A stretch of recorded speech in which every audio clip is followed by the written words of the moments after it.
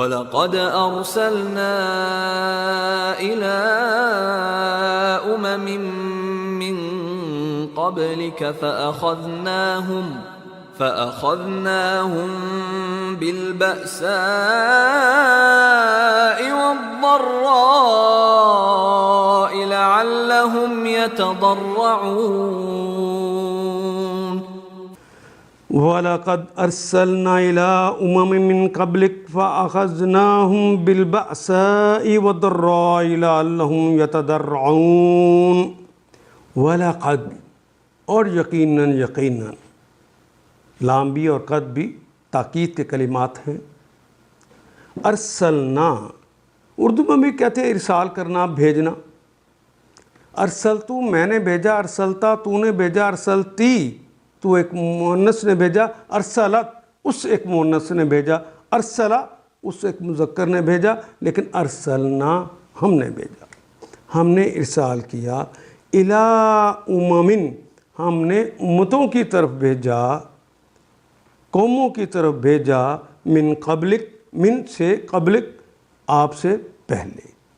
فَأَخَذْنَاهُمْ پس اخذناہم ہم نے پکڑا.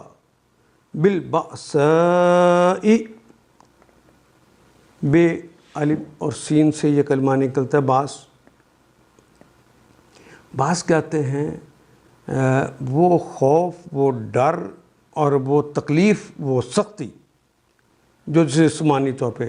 وَالضَّرَّاءِ اور یہ جو ہے ضراء، وہ سختیاں، وہ تکلیفیں جو پیٹ کی وجہ سے ہوتی ہیں، بھوک کی وجہ سے ہوتی ہیں، بیماریوں کی وجہ سے ہوتی ہیں.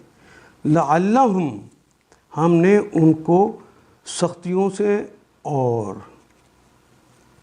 مصائب کے اندر مبتلا کیا. لعلہم لعل تاکہ شاید کے ممکن ہے. یتضرعون درعا یدرعو، فتح یفتح اس کا باب ہے. اس کے معنی ہوتے ہیں فروتنی اختیار کرنا، خشوع و خضوع کرنا، جھک جانا. لعلہم تاکہ شاید کے ممکن ہے. یتضرعون تاکہ وہ انکساری اختیار کر لیں، فروتنی اختیار کر لیں. ہم نے تو اس لیے ان کے اندر یہ سختیاں کی تھی. اس تم سے پہلے بہت سی قوموں کی طرف ہم نے رسول بھیجے.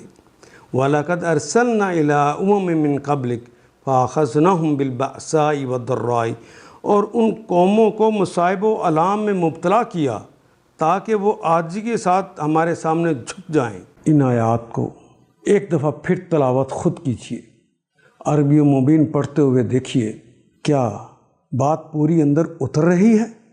کیا یہ اردو کے سانچے میں ڈھلتی گئی ہیں عبارتیں؟